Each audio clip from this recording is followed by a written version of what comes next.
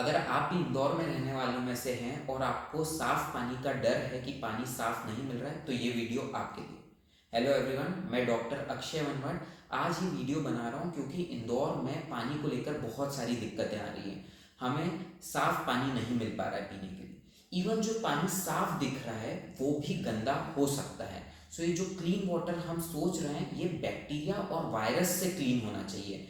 अगर आप भी इससे परेशान हैं तो कुछ बातों का ध्यान दें। सबसे पहले जो वाटर आप यूज़ कर रहे हैं वो देखिए वो कौन से सोर्स से आ रहा है। अगर वो कोई कॉमन सोर्स से आ रहा है तो सबसे पहले इंश्योर करें कि वो वाटर सोर्स एकदम क्लीन हो और डायरेक्टली आपके घर तक पहुंच रहा हो विदाउट कंटेमिनेशन। कंटेमिनेशन का मतलब है आसपास में कोई ड्रेनेज लाइन, सीवेज लाइन उस वाटर से मिक्स नहीं हो रही हो। अगर वो कोई कॉमन सोर्स इस तरह का है जैसा वेल है वहाँ से आ रहा है तो आप ध्यान दें कि वो वाटर क्लीन हो, आसपास में उस पानी के कोई गंदगी नहीं हो। कई बार जहाँ से हमें पाइपलाइन वाटर मिल रहा होता है उसी के आसपास बहुत सारी गंदगी होती है और वाटर कंटेमिनेशन का मेन सोर्स हो सकता है वो। अगर कहीं पे भी ऐसा आपको लग रहा है तो प्लीज़ उसको रिपोर्ट करिए and try to get the clean water. इसके बाद शादियों का मौसम भी चल रहा है तो इस शादी के सीज़न में हम बहुत सारी चीज़ें खाते हैं स्पेशली जो कच्चे पानी से बनी हो उनको अवॉइड करें। अगर कच्चा पानी कहीं पे भी किसी चीज़ में मिल रहा है जैसे कि पानी पूरी हो गया तो उसको अवॉइड करें स्पेशली इस ट्रेजेडी के चलते हुए। सेकंड थिंग, अगर आपको कहीं पे भी पानी कॉमन सोर्स से पीने को मिल रहा है तो इंश्योर करें कि वो आरओ से प्योरीफाइड हो गया हो। अगर आरओ प्योरीफिकेशन नहीं हो पा रहा है तो आप इतना इंश्योर करें कि वाटर बॉयल होने के बाद ही आप यूज़ कर रहे हैं। कहीं पर भी अगर पब्लिक टॉयलेट्स हैं तो उनमें सैनिटरी हाइजीन का बहुत इंपॉर्टेंस है।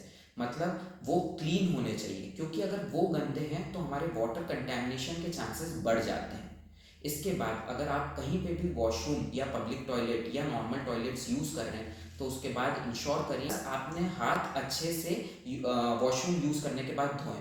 क्योंकि अगर आपके हाथ ही कंटेमिनेटेड रहेंगे तो आपके वाटर सोर्स के कंटेमिनेशन के चांसेस बहुत ज़्यादा बढ़ जाते हैं। इसके बाद कोई भी चीज़ जहाँ पे बर्फ़ यूज़ हो रहा है तो उन चीज़ों को अवॉइड करें बिकॉज बर्फ़ कॉमन सोर्स हो सकता है अनस्टराइल वाटर का, मतलब क्लीन वाटर ना होने का, क्योंकि इस बर्फ़ को हम डायरेक्टली यूज़ करते हैं और इससे वाटर बॉर्न डिजीज़ होने के चांसेस बहुत बढ़ जाते हैं। अब अगर कोई आपके आसपास में ऐसा है जिसको आपको लग रहा है कि बीमार है, अब ये बीमारी यूजुअली वाटर बोर्न वाली दो डिजीजेस होती है, एक है टाइफॉइड और दूसरी है हेपेटाइटिस ए। ये दोनों ही वाटर बोर्न डिजीजेस हैं।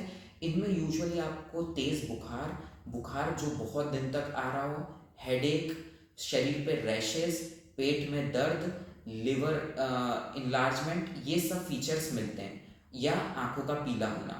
आपको इस तरह के सिम्टम्स या इस तरह के लक्षण किसी भी इंडिविजुअल में दिख रहे हैं तो प्लीज़ उन्हें हॉस्पिटल में डॉक्टर से जाकर मिलने को कहिए।